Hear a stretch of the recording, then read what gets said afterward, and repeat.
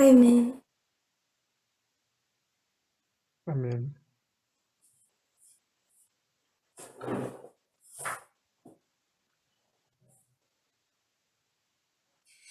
This is not technically the first presentation of the camp meeting. Akusisona-ke isifundo sokuqala lesi sale camp meeting kahle kahle. First presentation for me was the 24th of October. Isifundo sokuqala sasingeyi-24 zika-October. I'd intended to do a standalone presentation Bengizimisele ukwenza isifundo esizimele sodwa on the divisions within feminism sikhuluma-ke ngey'nhlukahlukano but it's going to take eze-feminism. probably today and tomorrow to complete. Kodwa-ke kuzothatha mhlambe namhlanje nakusasa ukuthi So we're siqede definitely not discussing China at this camp meeting. kanjalo-ke angeke sikhulume nge-China kule camp meeting. I want to explain a little bit of my priorities. Ngifuna-ke ukuchaza ukuthi yini iy'nhloso zami. Because I know that some people aren't happy.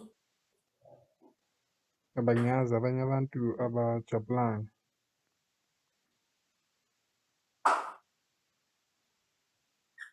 Where are we on the reform line? Sikuphi-ke uma sibuka i-reform line?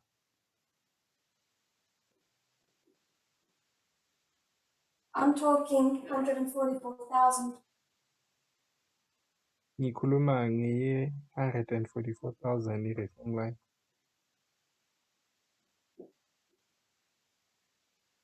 On here, where are we? La sikuphi? We're at the last major waymark before the Sunday law. Sikule waymark yokugcina phambi kokuba sifike kwi-Sunday law. We're just about here. Sikhona lapho-ke. I'm not making any point about their dates. Angikhulumi-ke I'm not saying ngey'nkathi. we're in Panium. Angisho ukuthi sesiku-Penium manje. At minimum, I think we have the early stages of the waymark. Kodwa-ke ngasho ukuthi mhlambe sisekuqaleni kwaleyo waymark leyo.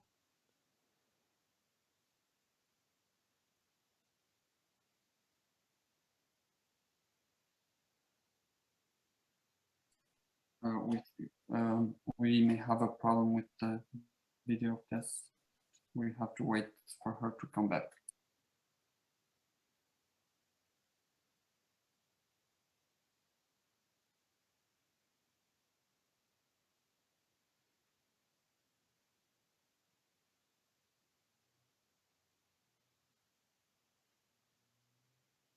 Kunenkinga ne-video. Sizomlinda kancane ukuthi abuye.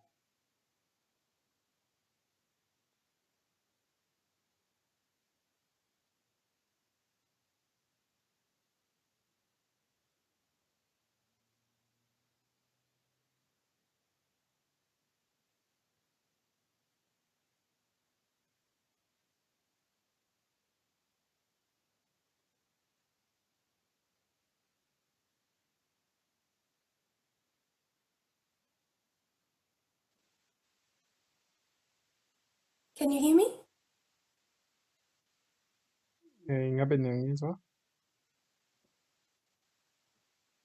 Sorry about that. I'm back. Okay, sesibuyile siyaxolisa lo. We're at the early stages of Panium. Sisekuqaleni-ke kuka-Penium. It's the formalization of the message of the Sunday law.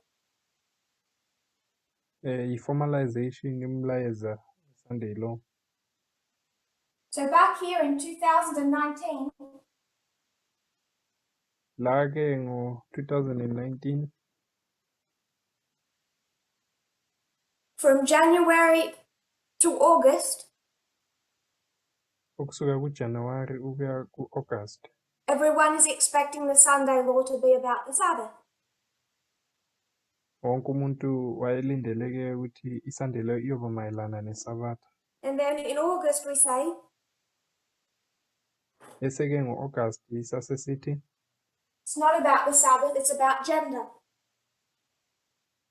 ayikho mayelana nesabatha kodwa imayelana The nobulili. Sunday law is a test on gender and sexism. I-Sunday law iyisivivinyo mayelana nobulili ne-sexism. And that's all kwase well and ngobulili. good for the dispensation of the latter rain. Kuhle konke lokho-ke ngesikhathi se-latter rain, But you're not there anymore. kodwa asisekho kuleso sikhathi se-latter rain manje. Now you're in the harvest. Manje-ke sesiku-harvest. But worse than that, now you're in the formalization. Kodwa ngaphezu kwaloko sesikuyi-formalization manje. I know that some are questioning whether or not there can be a shaking in the harvest. Ngiyazi-ke kunabanye abantu abazibuzayo ukuthi ngabe kuyenzeka-ke kube nesivivinyo ngesikhathi sokuvuna na. I've talked from 2018 that there can and is a shaking in the harvest. Ngiye ngafundisa ukusukela ngo-2018 ukuthi kuyenzeka But futhi if you kuzoba still khona reject isivivinyo. that, Kodwa-ke uma ungakuvumi lokho, consider where you are. akuzicabanga ukuthi ukuphi. Formalization. Isikhathi It's the se-formalization. formalization of the test Isikhathi se-formalization upon which the sesivivinyo. eternal destiny of every human being is decided. Lapho-ke ukusindiswa kwawo wonke umuntu kuyonqunywa khona. People are tired of me talking about sexism and gender. Abantu bakhathele ukungizwa ngilo ngikhuluma ngobulili nange-sexism. Consider where you are. Kodwa-ke akucabanga ukuthi ukuphi. How fearful is it? Kusabisa kangakanani That at this point in time, ukuthi ngalesi sikhathi lesi at the formalization of the test of the Sunday law, nge-formalization sivivinyo se-Sunday you law want us to stop speaking about sexism and gender.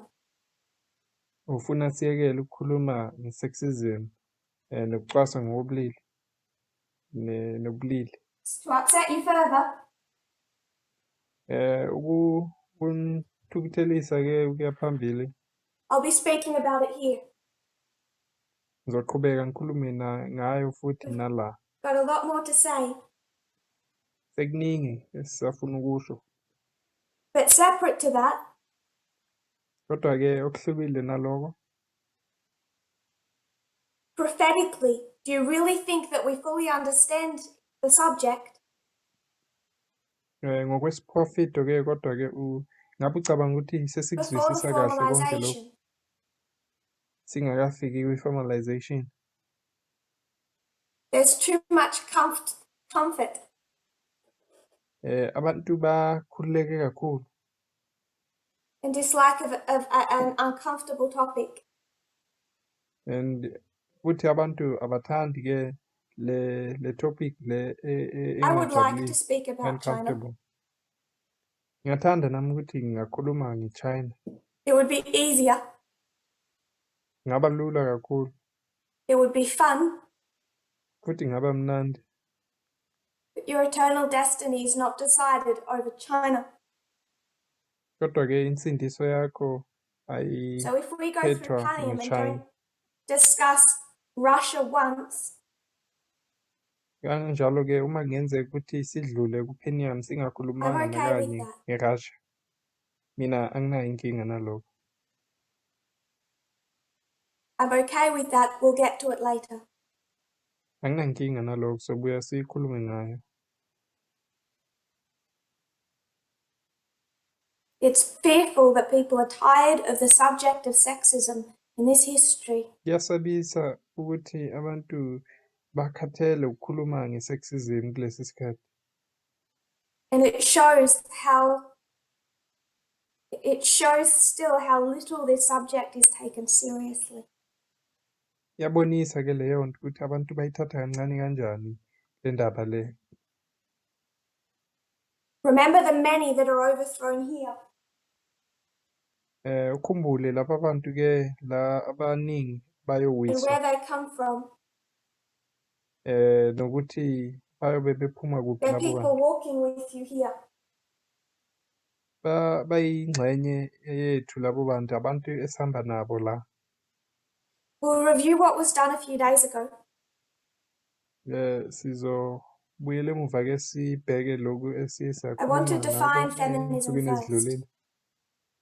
Ngifuna ke With ukuchaza the i-feminism Merriam-Webster kuqala dictionary. nge-dictionary ka-Merriam-Webster.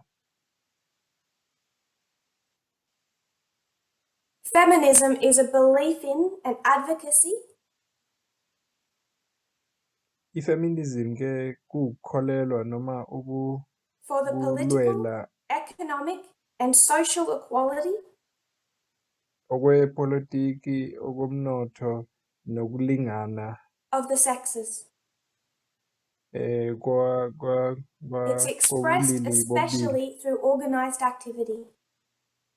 Iziveza ke ngokuyenza izinto On behalf thize of women's rights and interests. ukulwela amalungelo abantu besifazane nezinto zabo. Political, economic, and social equality. Ukulingana ngokwesopolitiki, So in the latter ezomnotho reign, we said nezempilo. feminism, tick. Ngesikhathi ke se-latter rain siye sathi i-feminism yebo. Freedom, tick. Sase sithi nenkululeko yebo. In the harvest, Manje ke ngesikhathi sokuvuna i-harvest we look at the Democrat Party, sibheka i-Democrat Party,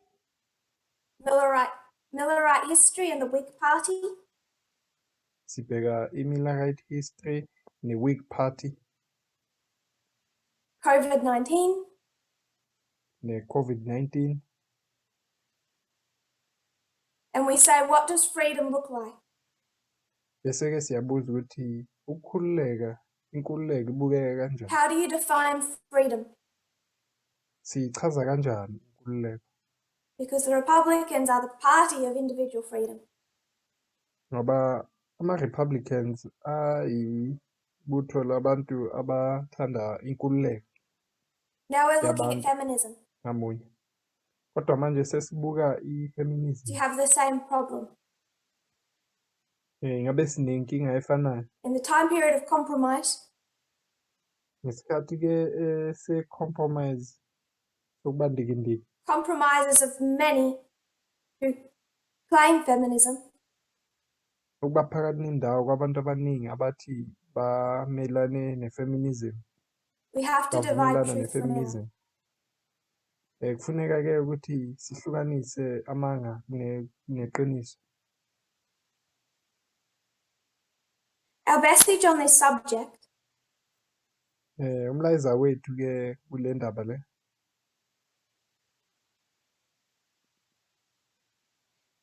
it has never and will never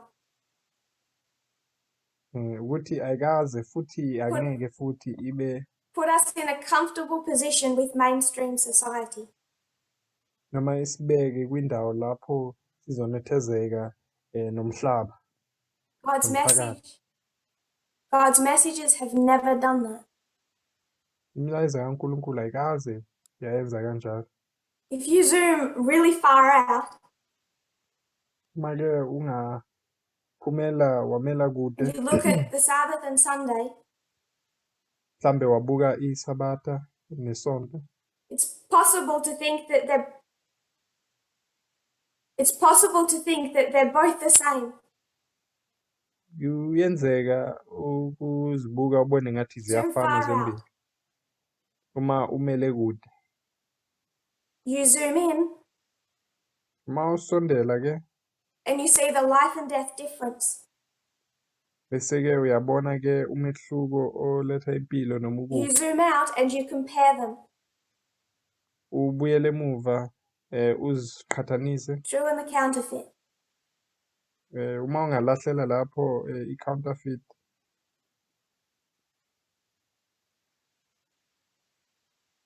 Almost identical. zicishe ziyafana lezi. You zoom in and you contrast them. Uma usondela ke bese uyaziqhathanisa. And it's the contrast that is life and death. Kulapho ke ekuziqhathaniseni la uzobona impilo noma ukufa. So we're zooming in Kanjalo ke siyasondela. on feminism. Sisondela sibhekisisa i-feminism We kahle. discussed the broad waves of feminism. Sikhulumile ke ngama-waves e-feminism. First, second, introduced the third. Sakhuluma ngeyokuqala neyesibili sase siletha Some say we're in neyesithathu. fourth. Abanye ke bayasho ukuthi sikweyesine But manje. after 1991, there's much confusion Kodwa ke emuva kuka-1991 because it's kuhlangahlangana more okuningi difficult to see victories. ngoba akusekho lula ukubona ukunqoba. It's simple back in this history to just say laws change. Kulula ke kulomlando lo osudlulile ukubona nje imithetho ishintsha. But now it's a fight over mindset. Kodwa ke manje sekuyimpi elwisana nengqondo, umcabango, Prejudice. ukucwasa. It's harder to measure. Kunzima ke lokho We ukubona kahle. discussed that there are three main branches of feminism. Sakhuluma ke ukuthi i-feminism ihlukana We kathathu. began with a discussion of the first, cultural. Saqala ngayokuqala ke ebizwa ngokuthi i-cultural feminism. And that is the idea that there is a male culture and a female culture. Yona ke ilo mcabango lo wokuthi kunesiko labesilisa And nesiko equality for labesifazane. them Futhi ke ukulingana is kubo lifting up female culture, kuphakamisa lesiko labantu besifazane. which they see as cooperation, nurturing, caregiving.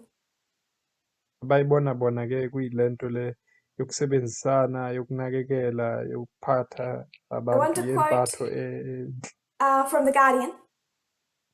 Ngifuna ke ucaphuna lapha kwi-Guardian. Pope Francis does acknowledge that it is legitimate and indeed desirable that women wish to study, work, and have personal goals, but seems to set this against the need for women to fulfill their maternal duties, declaring in the same section, the weakening of this maternal presence with its feminine qualities poses a grave risk to our world.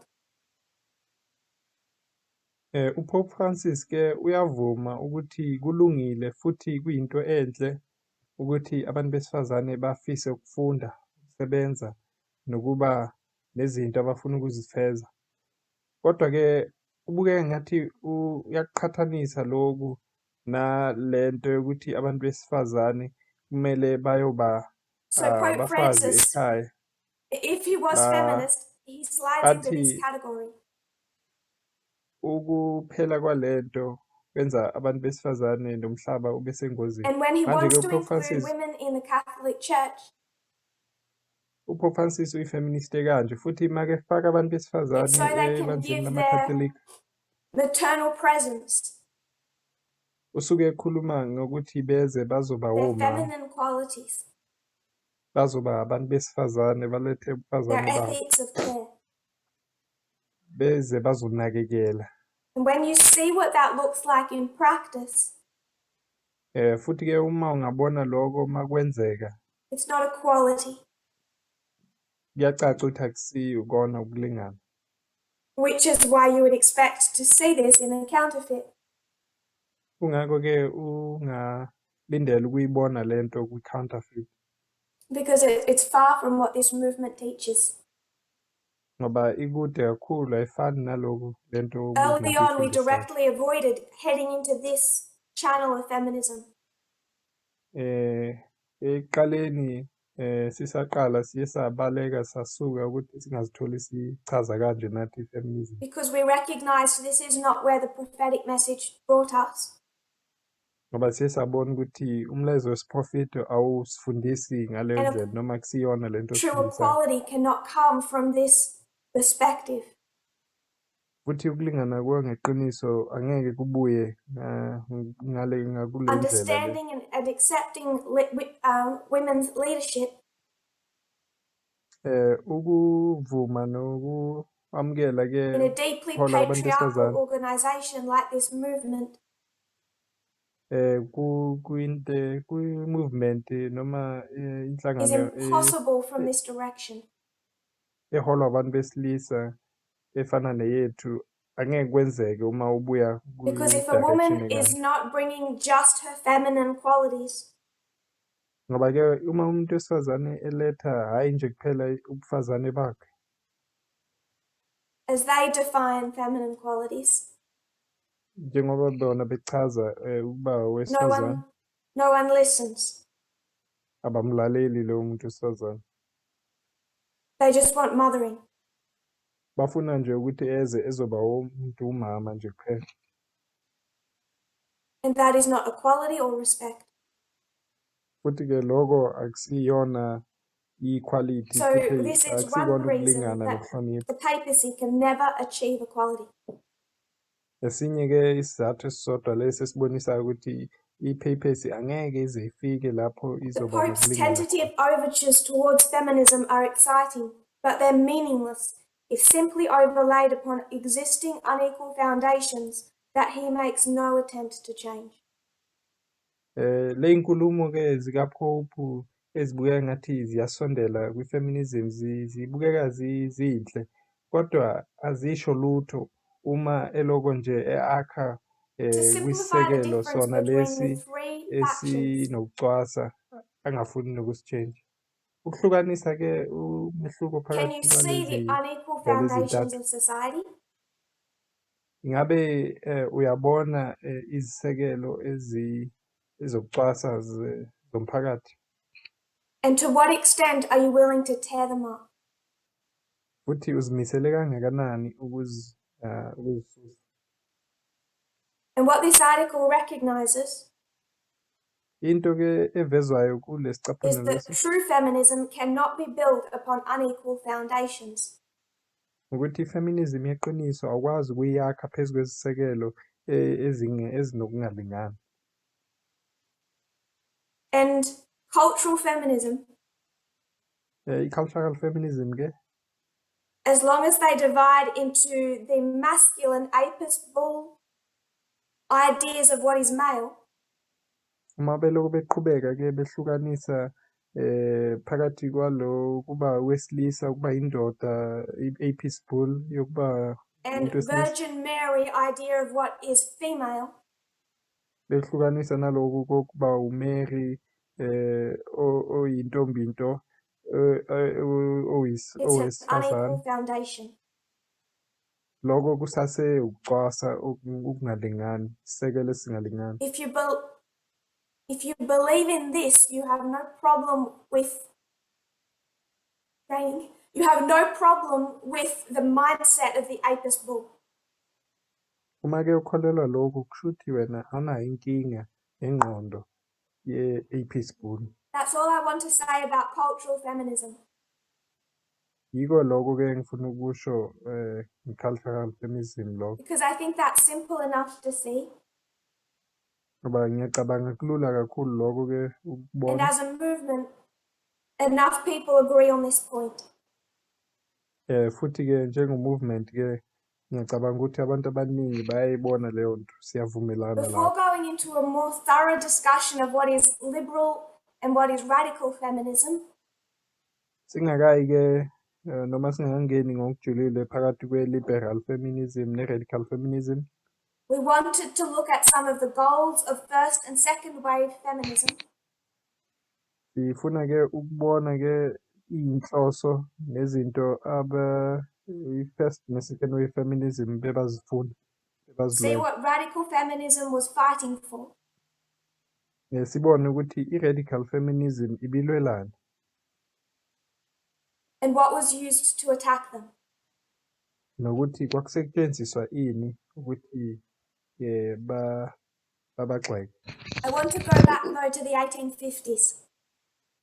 Ngifuna ke ukubuyela ngey'nkathi lezi zama-1850 when women started wearing bloomers, lapho abantu besifazane baqala khona ukugqoka ama-bloomers, a type of wide trousers under their skirts. ubhlukwe obuthize obumhlophe ubube babegqoka phansi kwey'keti zabo. This is how they were characterized in the 1850s.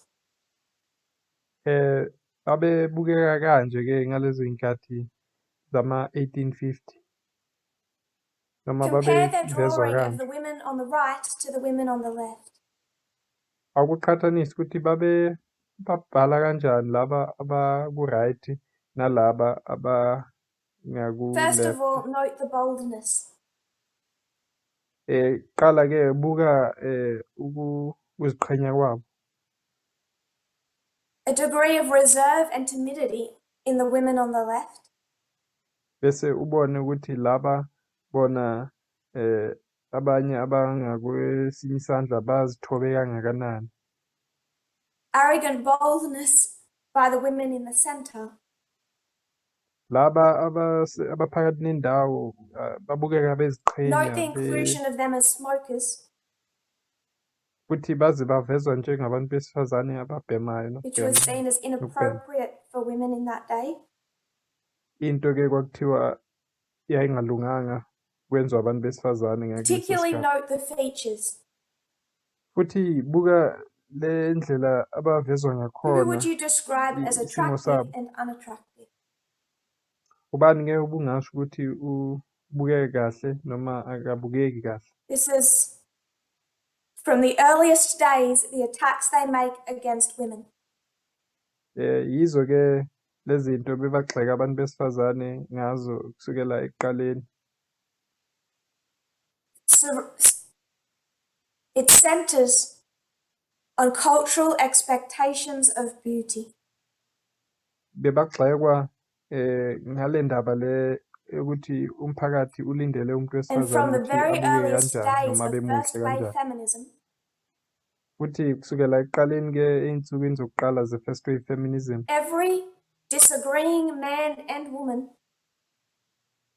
wonke umuntu wesilisa nowesifazane owayephikisana knew how nabo to attack and discredit suffragettes, feminists. bekazi ukuthi kumele abahlasele kanjani noma abaphikise kanjani laba They bebalwela were taking amalungelo abantu down besifazane. gender norms. Labantu besifazane bebalwela noma besusa izinto Beauty ezijwayele nje standards of the day. ezobulili. Besusa lezi zinto zokuthi umuntu wesifazane kumele abe muhle kanjani. And to prevent women joining them, Futhi ukwathi-ke ukwenza ukuthi abantu they besifazane were bangahambiselani described as nabo. unattractive and unlovable. Bachazwa njengabantu abesifazane abangabukeki kahle, I want to abangathandeki. make one point. Ufuna ukwenza elinye iphuzu la. In your mind, where did you compare and contrast that perspective to? Engqondweni yakho-ke uye wayiqhathanisa leyo nto leyo nesiphi isikhathi. That photo. Leso sithombe leso Because I usiphathanise think naso. many people would have thought of that in the 1850s. Ngoba ngiyacabanga abantu abaningi bangacabanga ngaloko And thought of uma-1850 Ellen White's position. bese bacabanga ngo-Ellen White. We shouldn't do that. Akumelanga sikwenze lokho. We should compare and contrast it kufuneka siqhathanise with the cultural standard of the day, ne-standard somphakathi the ngaleso beauty sikhathi nokuthi standards of the day. umphakathi wawubona ubuhle kanjani ngaleso sikhathi Ellen leso. White didn't fit in with first wave feminism. Ngoba u-Ellen White bekangahambiselani noma engangeni kwi-first wave She feminism. also didn't fit in with the beauty standards of the day. Kodwa-ke futhi bekangahambiselani nama-beauty standards nokuthi umuntu We should wesifazane compare kumele and abukeke contrast it with kanjani what was ngaleso sikhathi. expected of women. Funeka siyiqhathanise nale ndlela leyo umphakathi kulindele abantu besifazane ukuthi babukeke ngayo. Which is more like this, Bekubukeka kakhulu and even women in poverty getting njengalokho. as close to that ideal as possible. Futhi nabantu besifazane abahluphekayo nabo bebafisa ukufika kule simo lesi noma And babukeke under ngale that ndlela. kind of outfit, Bese ngaphansi kwaleyo ngubo leyo this, bekuba nento ecishe iba kanje. because women do not need to exercise, that's unattractive. Ngoba bekuthiwa umuntu wesifazane akufuneki ukuthi azivocavoce, ayibukeki leyo nto. Women do not need to breathe, that's unattractive.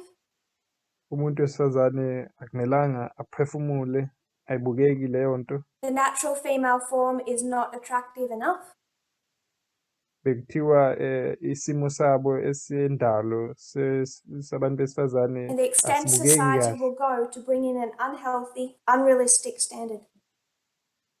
Futhi ke umphakathi wawuhambela kakhulu nje ukuthi ulethe into Ellen engekho White, healthy ingabambeki. compared to today, is not a feminist. Uma ubheka u-Ellen White namhlanje ungasho ukuthi mhlambe wayengasiyi feminist. But I would suggest that compared to her society, Kodwa-ke mina ngasho ngithi uma umqhathanisa nomphakathi lo wayehlala kuwo ngalesa sikhathi she sakhe, came much closer to equality than we give her credit for. wayesondele kakhulu kune-equality ukudlula le ndlela sicabanga ngayo thina. She spoke of a man and woman's mind as having equal capability, Wakhuluma wathi ingqondo yomuntu wesifazane neyosilisa if isebenza correctly ngokulingana trained. uma ifundiswe kahle. That's radical for her time. Leyo nto yayimangaza kakhulu She esikhathini sakhe. spoke up of women needing to make their own decisions. Wakhuluma wathi abantu besifazane kufuneka bazithathele iy'nqumo zabo, Maintain independence of thought, bazicabangele ngokwabo, not being constrained to unhealthy, unrealistic, and distracting beauty standards. bangacindezelwa izinto ezi-unhealthy ezingabambeki zokubukeka mhlambe noma zokuthi umuntu wesifazane abukeke kanjani. What she did say are radical moves to equality for her time. Izinto wayezisho Ellen White kwakuyizinto ezazimangaza kakhulu futhi In ezazizoletha opposition equality to ngesikhathi beauty sakhe. standards of the external. Wayephikisana nama-beauty standards angaphandle ngaleso sikhathi asemhlabeni ngaleso With the sikhathi. surrounding context of what they expected from a woman's mind. Ephikisana naloku babekulindele engqondweni yomuntu wesifazane. So I wasn't comparing and contrasting the trousers with Ellen White's position. Ngaloko-ke bengingaqhathanisi ukugqoka kwamabhulukwe She's much better than ne-position the society ka-Ellen around White. her. U-Ellen White wayengcono kakhulu kunomphakathi wesikhathi sakhe. We should compare and contrast first wave feminism with mainstream society. Into ekumele siyenze kufuneka siqhathanise i-first wave feminism nomphakathi wangaleso sikhathi. Then we come to the later days of the suffragette movement. Bese-ke siza ey'nsukwini-ke ezokugcina lezi zabantu besifazane abalwela And the way they are amalungelo wabantu characterized. besifazane. Nale ndlela le babevezwa ngayo noma babegxekwa Just ngayo. in case you think anything has changed, Make mhlambe ucabanga ukuthi namhlanje izinto zishintshile. I want to quote from The Spectator. Ngifuna ukucaphuna ukusuka kumbhalo Their endaweni ekuthiwa 2015 iSpectator. article, Umbhalo wabo wango-2015 The Decline of Feminism. othiwa ukuthi ukuwa kwefeminism, decline efeminism. Just for context, Mhlambe-ke ukuphana nge-context, The Spectator is a far-right news source lo mbhalo lo we-Spectator umbhalo wabantu abakuyi-far right. and this article is written by a woman Uthi-ke le article lena, lo mbhalo lo ubhalwe umuntu wesifazane. attacking feminism. Umuntu wesifazane olwisana So we have nefeminism. a woman quite towards the right attacking feminism. Ngaloko-ke sinomuntu wesifazane okwi-right Making ophikisana sure women are nefeminism. covered up in public so their bare flesh doesn't offend anyone is something you'd expect in Saudi Arabia, not here, where we should be free to dress as provocatively as we please.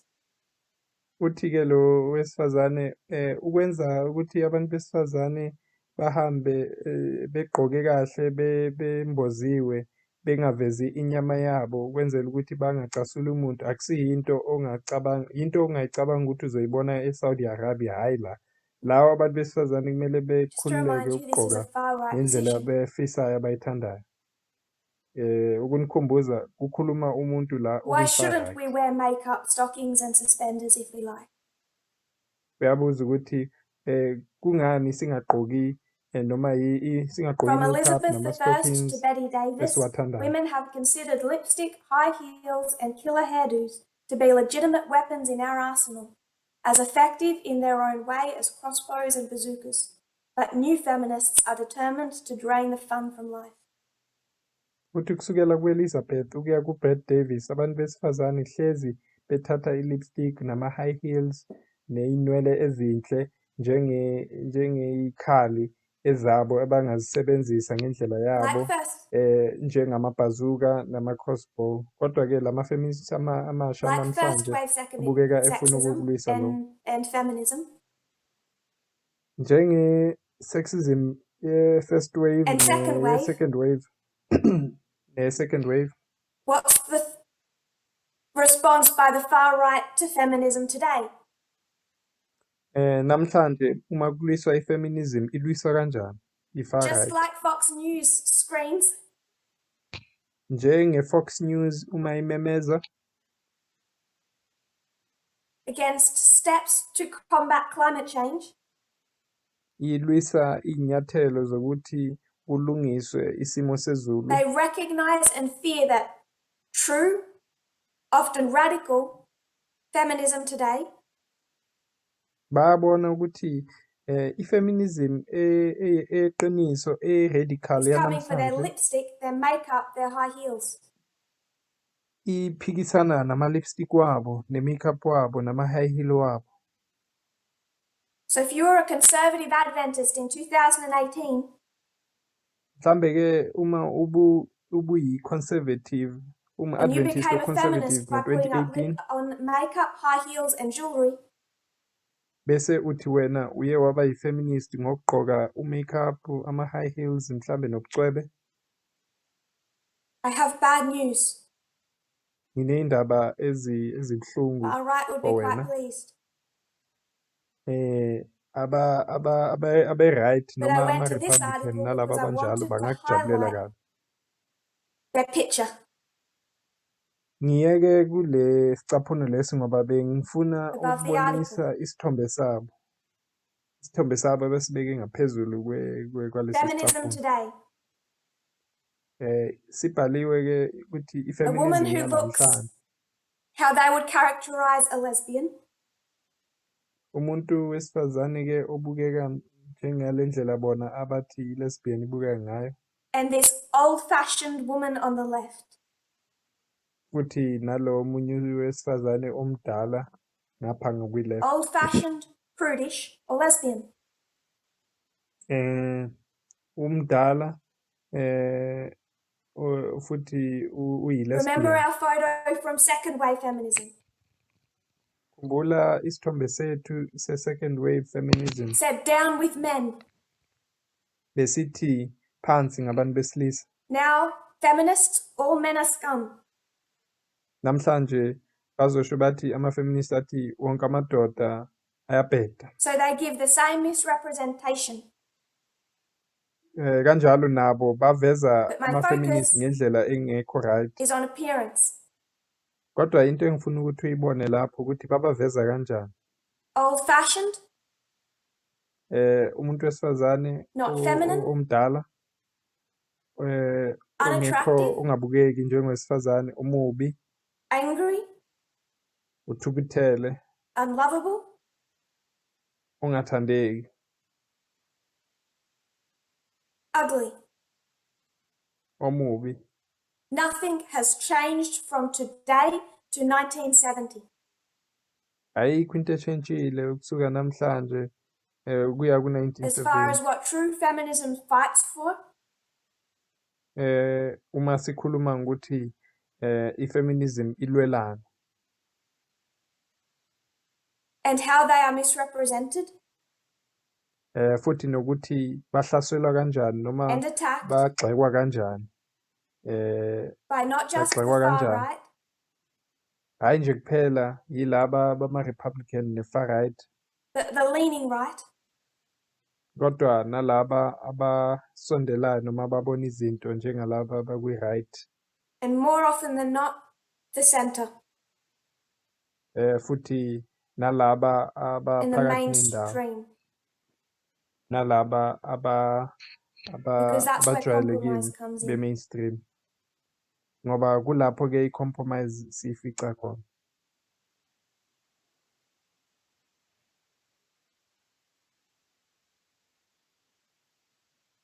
We went to 1968. Siye sahamba-ke saya ku-1968. That feminist uprising Loko sukuma kwabantu was besifazane conceived by a bama-feminist radical feminist kwaqalwa-ke In i-feminist fact, most of the radical. victories of second wave feminism Kahle kahle futhi ukunqoba okuningi kwe-second wave feminism came through radical feminism. kweza kubuya kwi-radical feminism.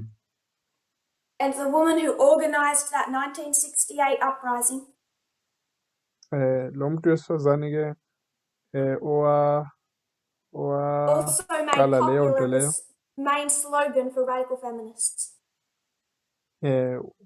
wenza nokuthi wadumisa nalesi slogan sama-radical feminist The personal is political. esithi sona izinto What ezakho that phrase personal means is political, izinto zakho ezi-personal is that the zi-political. choices a woman makes privately Leyo nto isho ukuthi iy'nqumo umuntu wesifazane azithathayo in her home, in eyedwa her marriage, ekhaya lakhe noma emshadweni in her wakhe dress, in her lifestyle, kule ndlela agqoka ngayo nakwimpilo yakhe nje. are political choices. Konke lokho kumayelana nekwepolitiki noma kuyathinteka This is in opposition to kwesopolitiki. mainstream feminism, Lokhu kuqhathaniswa noma kuphikisana ne-mainstream feminism that saw these things as private matters ibibona lezinto njengezinto They were ezingahlangene happy for nabanye abantu. legislative changes, Bayathokoza-ke uma ushintshwa umthetho, but they separated their private lives from political action. kodwa babehlukanisa izinto abazenzayo ebaziphilayo And ey'mpilweni I would zabo suggest that when they bezihlukanisa took that kwipolitiki. position, Ngingasho-ke ngithi uma ngenkathi bethatha one that you could say is leyo ndawo characterized by individual freedom, leyo nto yokuthi umuntu angazikhethela noma yini ayifunayo I would unenkululeko suggest they fall into yokuzikhethela. the same trap as cultural feminism. Ngasho mina ngithi-ke bawela kumgodi ofanayo nalo we-cultural feminism. and in leaving sexism within their personal lives, personal choices. Futhi-ke uma beyeka ukuthi i-sexism iqhubeke ey'mpilweni zabo zasekhaya, That is ey'nqumweni zabo ezingasese. trying to build equality on a foundation that is already unequal. Fana nokuzama ukwakha i-equality noma ukulingana kwesisekelo esingalingani. And one main personal choice that radical feminists were combating Futhi-ke isinqumo esikhulu somuntu abe-radical feminism were all the babesilwisa things they threw into the freedom trash can. kwakuyilezi zinto abazilahlela kwi-can lodoti babeyibiza ukuthi freedom Shapewear, trash can. Balahlela-ke phakathi kwalo doti izinto zokumisa umzimba ngendlela ethile, eyelash curlers, izinto zey'nkophe zamehlo, makeup, no-makeup, women's magazines iy'ncwadi zabantu besifazane that noma are full of amagazini wabantu besifazane. things that make your brain dead. Agcwele izinto, lawa agcwele izinto ezenza ingqondo yakho ife. And direct women's focus on the body.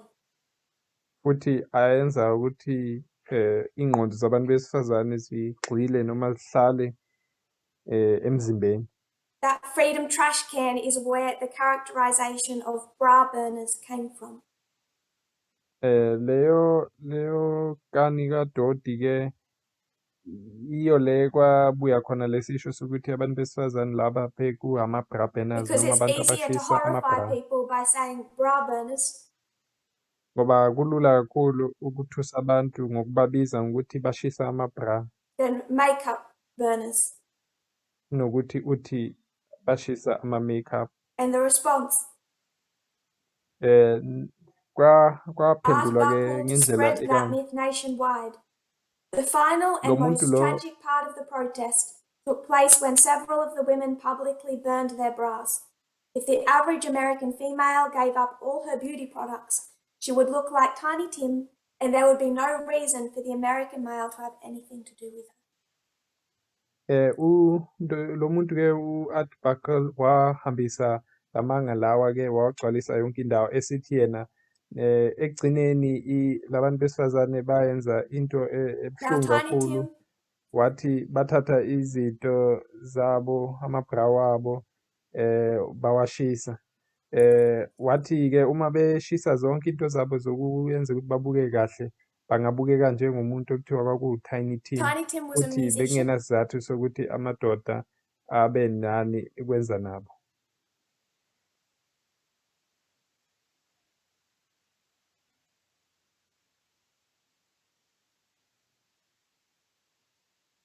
They thought without makeup women would look like this. Lo Tiny Tim-ke akhuluma ngaye babecabanga ukuthi uma abantu besifazane bangagqokanga u-makeup bangabukeka Or njengalo something muntu close to it. noma into ecishe ifana nalo.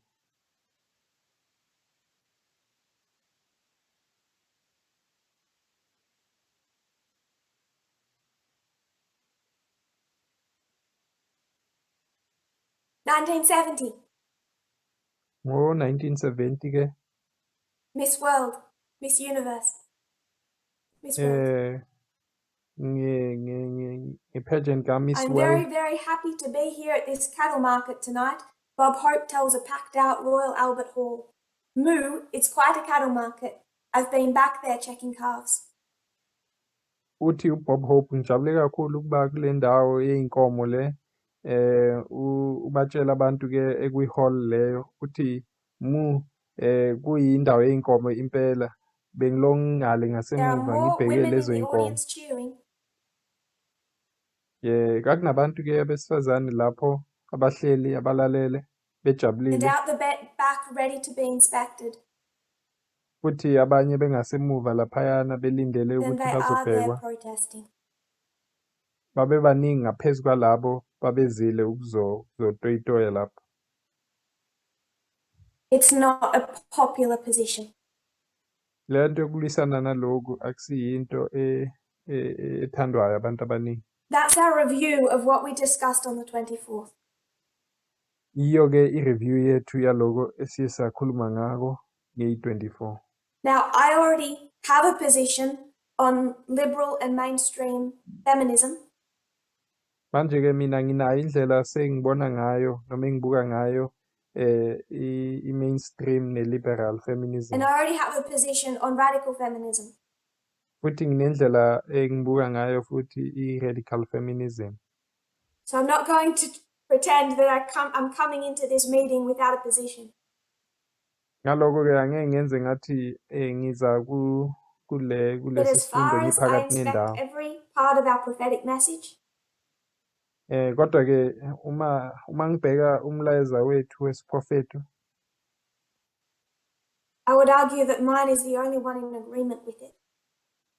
ngingasho ngithi le ndlela yami-ke engibona ngayo iyo evumelana nalo mlayezo One of wesiprofeto. the things that divides mainstream feminism from radical feminism Enye yezinto-ke ehlukanisa i-mainstream feminism ne-radical feminism is individual and personal freedom.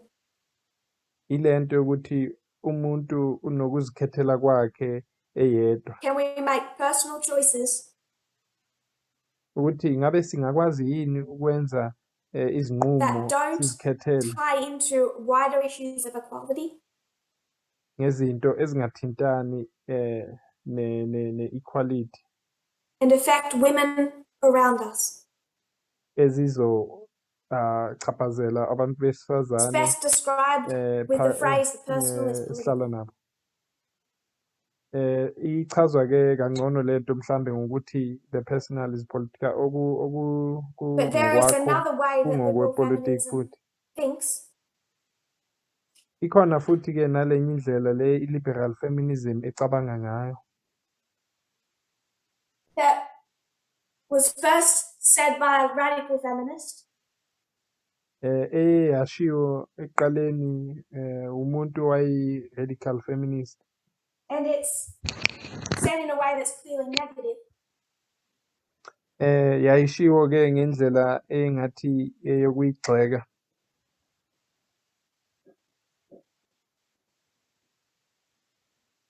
Anything a woman chooses is empowerment. Yonke into umuntu wesifazane azikhethela yona iyi-empowerment noma iyamuphakamisa Because she ngoba yena chose it. ngoba uyikhethile yena. And this is an argument that gets Kuyisinqumo used sakhe. over and over and over again. Leso sisho-ke yinto ehlezi isetshenziswa njalo So nje the liberal ukuphikisa. feminists Kanjalo-ke ama-liberal and the feminists women at the beauty pageant nabantu besifazane labo bebalapho kuleyo pageant say, don't tell me I'm not a feminist. bazosho bathi ungathi angisiyi-feminist mina. I chose this. Ngizikhethele lento. I'm Ngiyikhethile. empowered to make my own choice. Nginamandla ukuthi ngizenzele isinqumo sami. We're going to come back to that issue. Sizobuya sibuye-ke kuleyo ndaba leyo. Liberal feminism. I-liberal feminism This is the variety of feminism that works within the structure of mainstream society to integrate women into that structure. I-liberal feminism-ke yi-feminism esebenza nomphakathi noma indlela umphakathi So ongayo this is izama nje a key ukubafaka abantu difference. besifazane kuleyo ndawo emphakathini. Umehluko Liberal omkhulu-ke lo. feminism wishes to bring women into the structure of society. I-liberal feminism isebenzela ukufaka abantu besifazane kumphakathi kule ndlela umphakathi Radical usebenza ngayo. feminism wishes to deconstruct and remake society. Kodwa-ke i-radical feminism yona iphikisana nale ndlela umphakathi usebenza ngayo, ifuna ukuchitha nokuqala phansi. Because they see that sexism at that very foundation is built into society. ngoba bayabona ukuthi i-sexism kuyiso nje isisekelo somphakathi To i-sexism move this iyakhelwe into a phakathi. racial context, Uma singakuthatha lokhu mhlambe sikwise do you want ngokwebala more African lomzimba, American police officers, singabuza sithi ngabe sifuna amaphoyisa amaningi abantu abamnyama, or do you want to defund the police system? noma ingabe sifuna nje ukuqala phansi ukwakha kabusha amaphoyisa? Do you just want more representation, Ingabe ufuna ukuthi kube or do you nabantu want to deal abaningi, with the institution, the construct? abantu abaningi labo balwelayo, noma ufuna ukusebenzana nale ndawo le eyakhiwe le emphakathini? Moving that back to gender, Uma-ke sibuyela kubulili futhi, radical feminism wants to take down the very foundation. i-radical feminism yona ifuna ukususa konke, isuse nesisekelo. And that's where it comes as the idea of being radical. Kulapho-ke ifika khona ngokuthi bizwe Because they ukuthi see i-radical, sexism everywhere. ngoba bayabuka bona bese babona i-sexism yonke indawo, And they pay attention enough to see the damage it does. futhi bayabona ukuthi iletha umonakalo omngakanani. Abigail Adams and Mary Wollstonecraft were there from the start, proposing equality for women. As is often the case with liberals, they slog along inside the system, getting little done amongst the compromises until some radical movement shows up and pulls those compromises left of centre. This is how it operated in the days of the suffragist movement and again with the emergence of the radical feminists. Abigail Adams noMary Wollstonecraft babekhona kusukela ekuqaleni belwela ukulingana kwabantu besifazane. Njengoba kujwayelekile-ke ngama-liberals, ama-liberals ajwayele ukuhamba kancane angenzi lutho until kufika ama-radical, abantu aba-radical abafika basuse wonke lawo ma-compromise, bese kuba neshintsho. Yayisebenza Find it kanjalo interesting ekuqaleni, how they discuss liberal and mainstream feminism as bavela kanjalo compromising. ama-radical feminist. Yamangaza-ke le ndlela abachaza ngakhona ama-liberal nama-mainstream feminist bathi Because they're happy abantu with the abagcwele sexist i-compromise noma foundations of ukudikindika, society and culture. ngoba bajabulela izisekelo ezine-sexism noma Which ezicwasayo is why it is what zomphakathi. we are combating in this dispensation. Kungakho-ke nathi manje silwisana nayo leyo Skipping nto 2 kulesi sentences. sikhathi lesi. Seen by many as the undesirable element of feminism, radical feminism is actually the breeding ground for many of the ideas arising from feminism. Ideas which get shaped and pounded out in various ways by other, but not all, branches of feminism. Abaningi-ke babuka i-radical feminism njengento engafuneki noma engalunganga kwi-feminism. Kodwa-ke uma sibheka i-radical feminism yiyo eletha imicabango eminingi ebuya kwi-feminism. Radical Izinto feminism was the cutting edge of feminist ezakhayo theory from zihambele approximately kuwo wonke ama-feminism. 1967 to 1975, the key years of second wave. I-radical feminism kwakuyiyo-ke yayihambela phambili ngey'nkathi lezi ze-1967 kuya ku-1975, lezi y'nkathi ezibaluleke kakhulu kwi-second wave feminism. It is no longer as universally accepted as it was then. Kodwa namhlanje-ke abantu abaningi abasayithandi kakhulu njengoba So what yayivunywa noma has yayithathwa ngaleso sikhathi. gained the vast majority of ground within feminism after 1991 Into-ke esegcwele kakhulu namhlanje kusukela ngo-1991 kwi-feminism is liberal mainstream feminism, ile kuthiwa i-liberal noma i-mainstream feminism. which is much more palatable. Ingconywana-ke yona-ke iyanambitheka, iyathandeka, abantu The core bayayithanda. belief of radical feminism Into-ke i-radical feminism eyikholwa kakhulu? Connected to that core belief that it's the very foundations that are sexist. Leyo nto bayikholelwayo uma uyihlanganisa naloku kokuthi babona The isisekelo reason sonke this group gets the radical si-sexist. label is that they view the oppression of women as the most fundamental form of oppression, one that cuts across boundaries of race, culture, and economic class.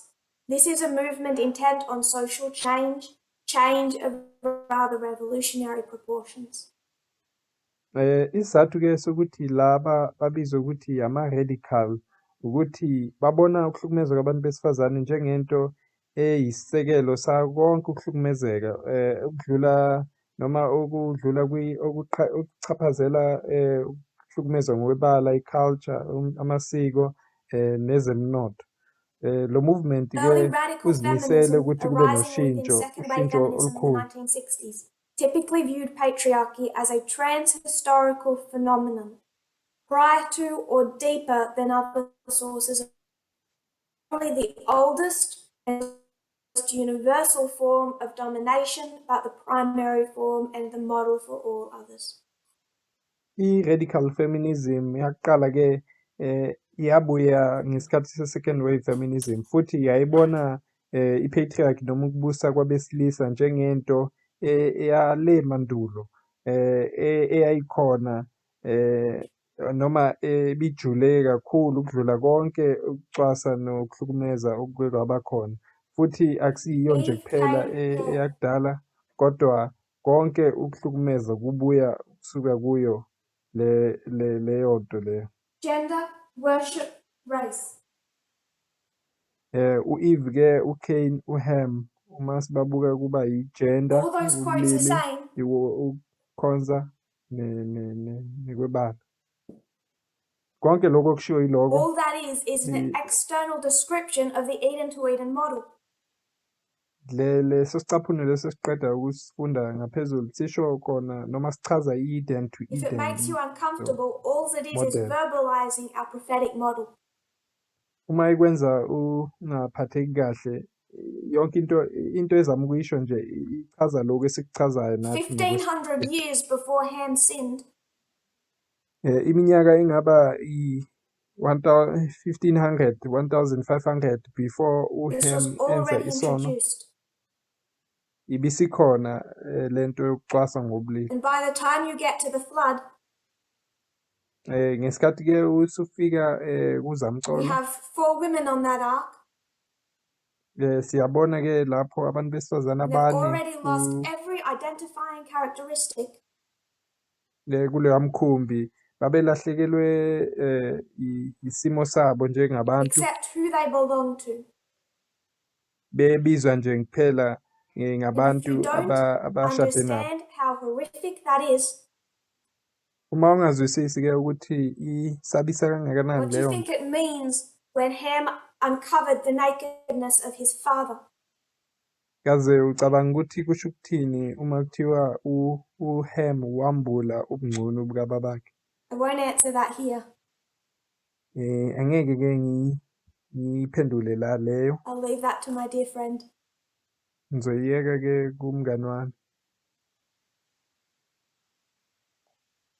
The oldest and most universal form of domination. Lokhu kuhlukumeza noma ukucindezelwa okumandulo ukubuya mandulo kwakudala It futhi exists. okuchaphazela wonke umuntu. It exists across every boundary of race, class, and border. Ukuthola kuyo yonke indawo, ukuthola kuwo wonke amabala abantu, kuzo zonke iy'ndlela zempilo nakuzo zonke indawo. It's worldwide. Lokhu kucwasa ngobulili kuyonke The indawo. history of a worldwide test.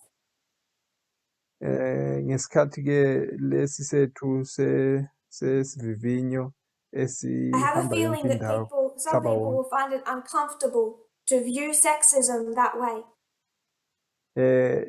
Nginale ngqondo ke ukuthi abantu abaningi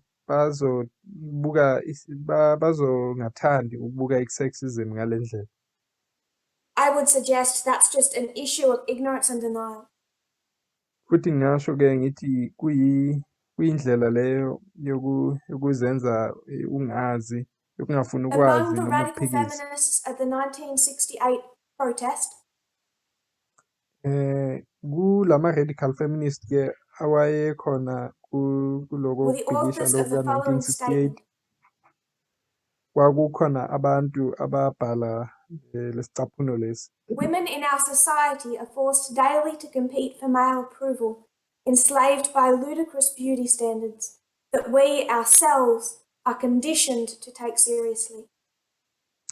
Abantu besifazane emphakathini wethu baphoqeleleka njalo ukuthi balwele ukuvunywa abantu besilisa, bacindezelwe noma bagqilazwa yilama beauty standards noma indlela zokubukeka ezibekwe umphakathi ezingenangqondo nje, futhi bayenza ukuthi nabo lezo zinto That's the second bazithathele paragraph engqondweni. of quote number 7 for the translators. The response to women wearing trousers was the same. The Nalento article says the nokulwisa public okwabuya reception was not ebantwini unlike the besifazane response to uma early begqoka dress reformers. amabhlukwe. Lesicaphuno sithi abantu babuka labantu So we're besifazane drawing a ngendlela clear efanayo line through the naleyo history of babuka feminism. ama-dress reform.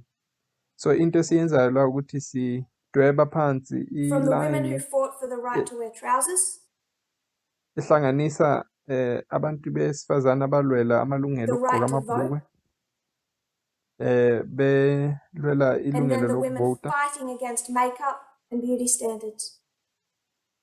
futhi-ke nalabantu besifazane babelwisa ama-makeup And the public naley'ndlela reception was lezi the same. okuthiwa ama-beauty standards. Futhi-ke umphakathi babuka ngendlela Feminists were efanayo. seen as dowdy, frumpy, moralizers who hated men because they could not attract them. Because radicals Abantu gained disproportionate media attention, the early feminist movement in general, and its critique of beauty in particular, was often dismissed even by those who accepted most of its other egalitarian principles. Abantu besifazane-ke babebuka njengabantu abangalunganga, abazonda amadoda ngoba bengabathandi. Ama-radical-ke ngesikhathi sokuqala se-movement ye-feminism kwakugcwele bona, kwakuvela bona kakhulu, futhi babelwisana nalento To yokuthi quote umuntu a liberal wesifazane kumele feminist abe of muhle. the time, Kodwa abantu abaningi babeyamukela ukulwela kwabo amalungelo to abantu quote a liberal besifazane, feminist, bebangavumelani nalokho.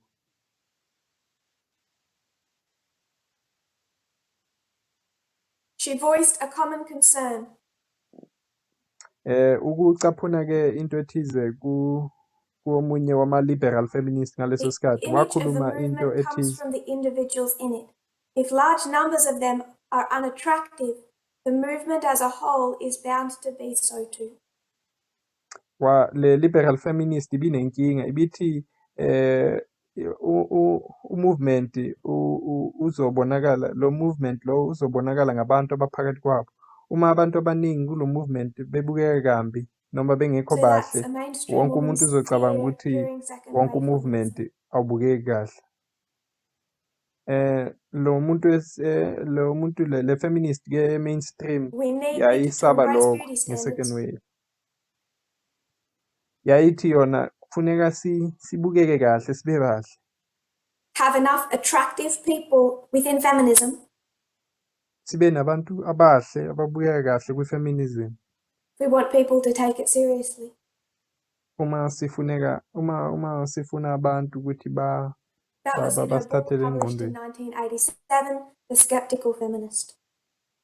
Leyo nto-ke wayibhala lo muntu lo encwadini yakhe kuthiwa The Skeptical Feminist ngo-1987. Then we come to the very latest days of second wave feminism. Bese-ke siyafika-ke ey'nsukwini zokugcina ze-second wave feminism 1989. Keep in your ngo-1989. mind the personal is political. Ungakhohlwa-ke ukugcina engqondweni lokhu ukuthi the personal is Price political. Waterhouse versus Hopkins, a case in the Supreme Court. Kwaba-ke naleli cala enkantolo i-Supreme Court yaseMelika.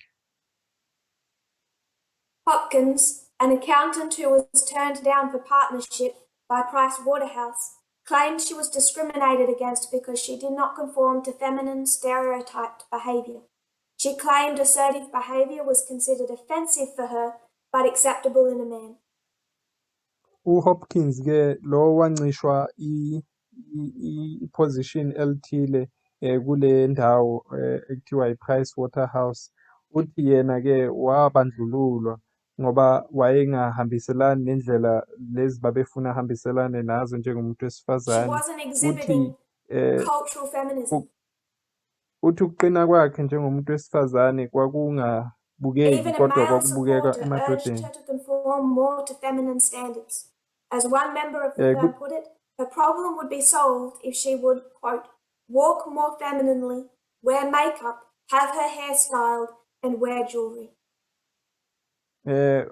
Wayengavezi ubu-cultural feminism. Kwasho-ke nomunye owayevumelana naye owesilisa wathi inkinga yakhe ukuthi akabukeki njengomuntu wesifazane noma She didn't akaziphathi fit into njengowesifazane. mainstream Ingaphela yonke liberal le feminism. nkinga uma engahamba njengomuntu wesifazane agqoke i-makeup, ayenze iy'nwele zakhe zibe She nhle, won that agqoke Supreme nobucwebe. Court case.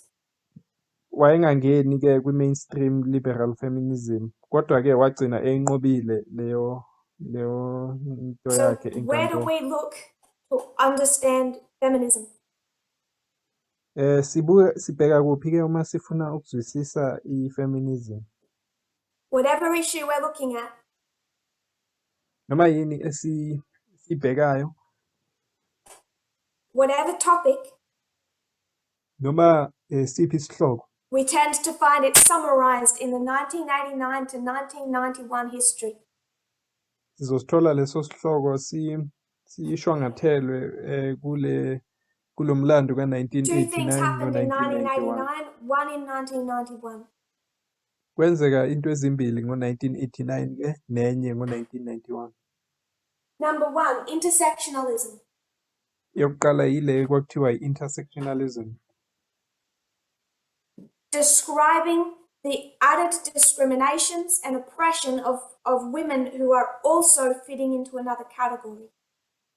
Lokhu bekuchaza-ke ukwanda kobandlululo kwabantu besifazane abangena nakwezinye indlela If a woman ezempilo. is woman